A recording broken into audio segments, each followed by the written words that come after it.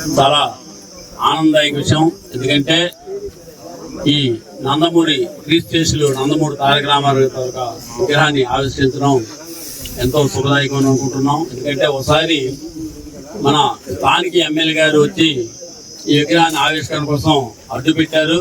జ్ఞాన చేయాలి మరి ఎవరు చేయకూడదని ఆ రోజు 28 తారీఖు గత 28 తారీఖు అది ఆపడం జరిగింది. ఎవరు చేతుల మీద జరగకూడదు అనుకున్నాడైనా అదే చేతుల మీద జరిపించడం మా తాలూకు లక్ష్యం. తెలుగుదేశం పార్టీ కర్తవ్యం అది. ఎందుకంటే మంచి మంచిలాగే పోద్ది, చెడు చెడులేకపోద్ది. ఇది ఒక్కడే నిదర్శనం. ఇప్పటికైనా కడుగు తెలుసుకొని ఈ 2.5 సంవత్సరాల సరే కార్యకర్తలు పార్టీని కూడా వెన్నట్టు నడిపించుకుంటే భవిష్యత్తుకి బాగుంటుంది. లేకపోతే పుట్టగా ఉండడానికి అయితే ఈసారి అది సభాముఖం తెలియజేస్తున్నాం. జై తెలుగుదేశం, జై నారా చంద్రబాబు నాయుడు గారు, జై లోకేష్ బాబు, జై జగదీష్ గారు. పదవులు వచ్చిన తర్వాత విగ్రహాలు ఏర్పాటు చేయటం అది ఒక ఇది. ఈరోజు పార్వతీపురంలో ఉన్న విగ్రహాలు ఏవైనా ఉంటే అవి ఖచ్చితంగా బొబ్బిలి చిరంజీవి శాసనసభ్యులుగా ఉన్నప్పుడు, నేను ఎమ్మెల్సీగా ఉన్నప్పుడే పార్వతీపురం టౌన్ లో గాని, నర్సీపురంలో గాని, తాళపూరులో గాని విగ్రహాలు ఏర్పాటు చేశామంటే మేమే ఏర్పాటు చేశాం. దానికి ఖచ్చితంగా కృష్ణపల్లిలో కూడా ఖచ్చితంగా ఎప్పుడు కూడా గొప్పగా కాదు గర్వంగా ఉంటుంది. మా నాయకులు కీర్తిశేషులు ఒకటే నేను చెప్తున్నాను ఎన్టీ రామారావు గారి గురించి.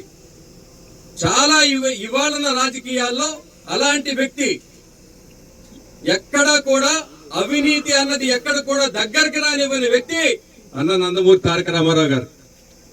ఒక కారు తప్పిస్తే బంగ్లా గాని ఏది కానీ ఆయన ఇప్పుడు వాడుకోలేదు.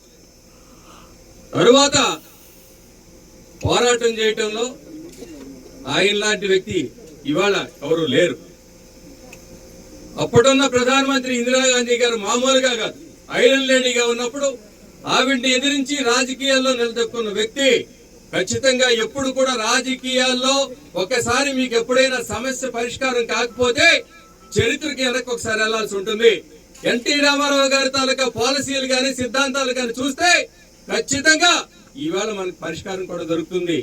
ఈ రోజు ప్రభుత్వాలు గాని, పార్టీలు గాని అందిస్తామన్న సంక్షేమం గాని, అభివృద్ధి గాని ఈ కార్యక్రమాలన్నిటికీ ఆవిర్భవించింది, తెచ్చింది ఖచ్చితంగా ఎన్టీ రామారావు గారు అన్న విషయాన్ని నేను మనవి చేసుకుంటా ఉన్నాను. నేను ఈరోజు మహిళా సోదరీమణులు ఇవాళ మా యువ నాయకులు చెప్పారు, రాబోయే ఎన్నికల్లో 1/3 ఖచ్చితంగా మహిళలకు ఇస్తామని. అసలు మహిళా సాధికారతను తీసుకొచ్చింది అన్న నందమూరి తారక రామారావు గారు. స్థానిక సంస్థల్లో రిజర్వేషన్ ఆ రోజే తీసుకొచ్చారు ఆయన. ఆస్తి హక్కు దగ్గర నుంచి చాలా విషయాలు తీసుకొస్తే ఎంపవర్మెంట్ చేసింది, బలహీన బడుగు వర్గాలను ఎంపవర్మెంట్ చేసింది చంద్రబాబు నాయుడు గారు. రిజర్వేషన్లు కల్పించడం ఇవన్నీ కాకుండా, సంక్షేమాలు కాకుండా బలహీన బడుగు వర్గాలు గాని, మహిళలు గాని వాళ్ళకి వాళ్ళ కాళ్ళ మీద స్వశక్తితో నిలబడే స్థాయికి తీసుకొచ్చింది గౌరవ ముఖ్యమంత్రి వాళ్ళు చంద్రబాబు నాయుడు గారు.